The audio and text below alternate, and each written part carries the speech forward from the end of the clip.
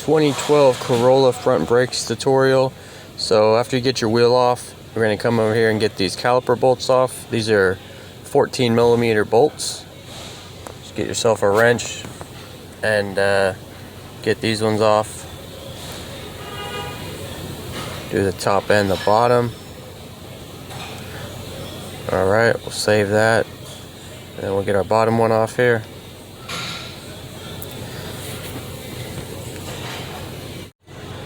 Go ahead and get the bottom one off.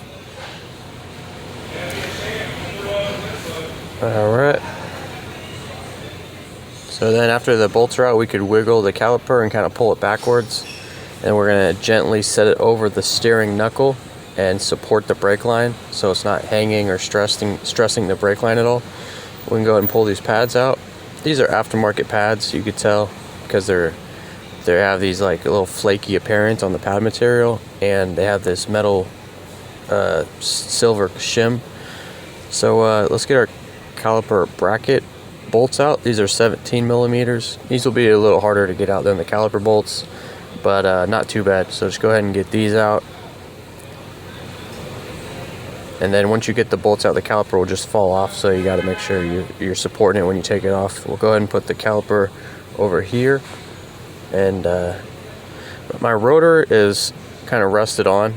This is a 2012, and it has these holes on the rotor that you could come over here and get this 12mm bolt off of this radiator bracket. Just go ahead and pull this guy out. We're just going to use him just for a second.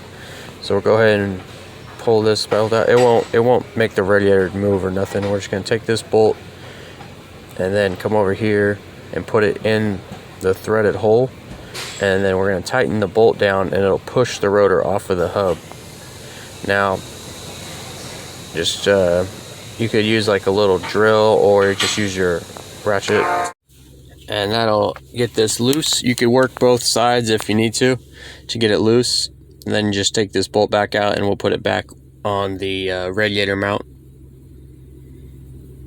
Just put it back where it goes. Alright, go ahead and take this off. And let's check out our new rotor. I got mine from Toyota, the dealership. Here's my part number. And this is just a OEM rotor. You can get these aftermarket. I just happened to get them from the dealer. So it comes, sometimes they come new and they have like assembly glue or adhesive or whatever on there. So my new ones, I always spray them down with brake cleaner and just give them a good once over, just to make sure there's no like, dirt or, whatever. So I'll go ahead and do that front and back. This one has like a little bit of like rust pockets or something in it, I don't know, but I've seen this before. It doesn't really affect the rotors the brake pads or noise or anything like that. So go ahead and put this on.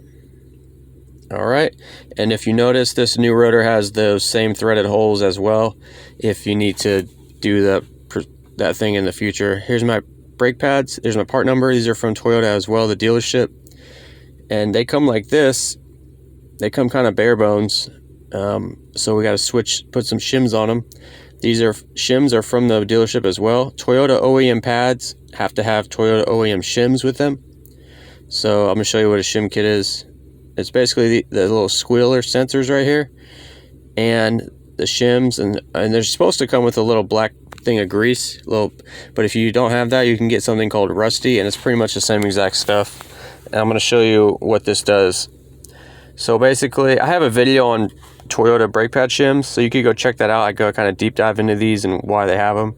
But basically what you want to do is you're going to have your black one on, and then you're going to have your silver one on, and they go on top.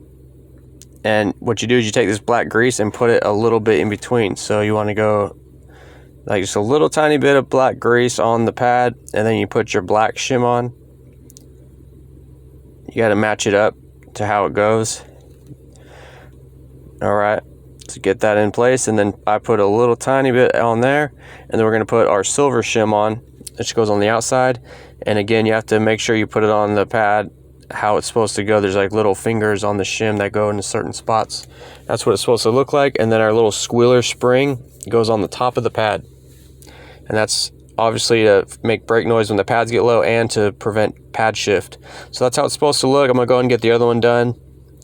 I got both of mine assembled. And if you're using aftermarket pads right now and it comes with a shim already on it, that's fine. Sometimes new pads, aftermarket, don't come with a squealer shim. It'll be fine. Just put it in. Use whatever you got. I'm gonna clean out this Caliper Bracket hardware, get any dirt or grime out of there, and then the pins, you're going to want to pull these out and then just kind of apply a little bit, just a little tiny bit of lube on them, and then put them back in. The bottom pin will have a black little O-ring on the end. I don't know what the purpose is for that, but I do know that it's always on the bottom. So if you pull your pins out, the black O-ring one goes on the bottom. So I got those lubed up. I'm going to put this back in here, and then I'm going to go ahead and put my Caliper bracket bolts in. They're 17 millimeters. I'm going to put the torque specs in the description box or in the comments, alright? So just keep an eye out for that. I always get lit up in the comments for not having torque specs. Okay, so I got my caliper bracket tight, and then we'll put our pads in.